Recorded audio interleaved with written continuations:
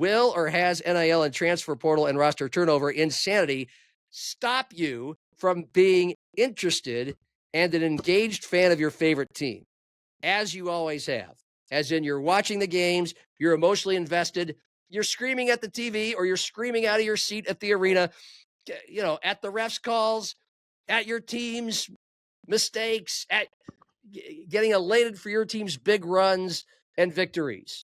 You're just as invested in winning and losing. And I think most of you deep down in your souls are still just as invested.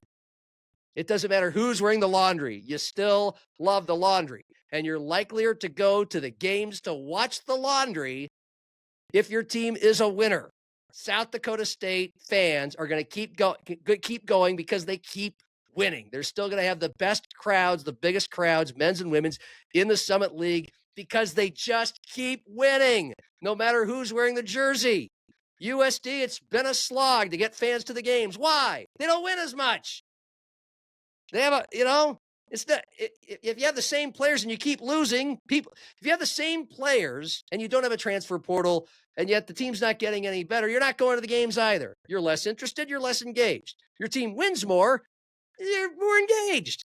So if you can figure out how to win in the transfer portal era, you're still going to have fans, you're still going to have success. Those of you who have always been lifelong Jackrabbit Coyote fans, Huskers, Gophers, I don't care who you are, Augie, USF, you're going to stay invested. It's not as good and cool as it used to be, but you're still going to be there. Your team starts winning and getting on a roll. You're watching, you're going to games, you're living and dying by the plays. Start with knowing when you found out that Jimmy was leaving. Yeah, so I guess it was after, like, not even a week after the game, we kind of we started to hear some rumors, and they're like, oh, that probably wouldn't happen. It kind of felt like when it was recruitment, they were back-to-back national champions. Their staff was amazing, like it couldn't get any better type of thing. And then boom, we saw Griffin Wilde hit the transfer portal, and that was kind of a lot of question marks. Like, I wonder why.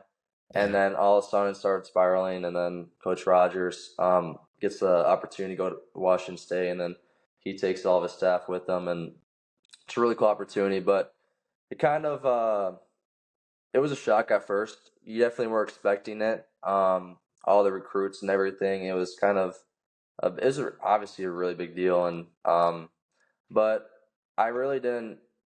I mean, I thought about it for sure. But SDSU was always, nothing's really changed about the program of SDSU, in my opinion. Because when Dan Jackson got hired, I only heard great things about him, and the staff he would bring in was only up from there, And I got to talk to his whole staff about a month ago now. Just see them and talk to them, and they all seem like great guys, and that's what you have to have in connections. You have to have a mutual relationship with your coaches, and that's what drives you forward. And they all seem like great guys, and and after that I knew, like, okay, it's all gonna be fine. Like, we can all chill. I think a lot of people started freaking out, like this is the end of the world. But then I kind of talked to Chase Mason a little bit on the phone, just like, hey, like, what's everyone doing, And it's like, yeah, we're getting a bunch of guys, and we're staying strong, We're committed to the brotherhood, and that's when I knew. I was like, okay, we're gonna be fine, and everything's gonna be good. I would say some schools definitely reached out, but for the most part around the area, they kind of knew I was really committed to SDSU, and that's it's playing for your home state's really something different that I can't explain. I have a lot of family in South Dakota, and I just kind of said, like, hey, I'm really committed, and I'm just ready to work. I kind of found my place, and I kind of want to stay here and work from there.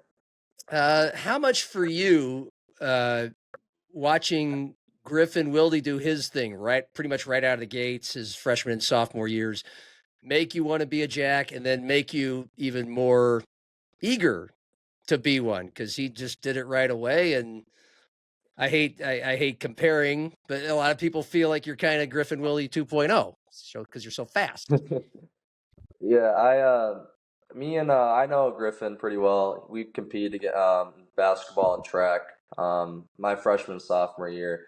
and he's a great guy. I've got to know him throughout just competing with them, throughout like long jump and the sprints, like the 100 and 200. We always raced with each other, so we always were competitive with each other, and it's just kind of cool to see someone from Sioux Falls area as a freshman, go up to SDSU and just the amount of accomplishments he had there throughout his year, and then last year too. It was just really cool to see, what anyone can really do if they put their mind to it and really work and grind. This is going to probably sound like a dumb question to you because I didn't follow the track season as much as I follow football and basketball. Did you guys race against each other a lot? We raced a couple times. I know we raced a couple times in the 100 and then the 200 my sophomore year. His senior year, we raced in the 200 final. And how did that go? I had the edge over him for that race. For that particular distance, yeah. Okay, so Yeah. that gives people an idea if they didn't already know it of how fast you are.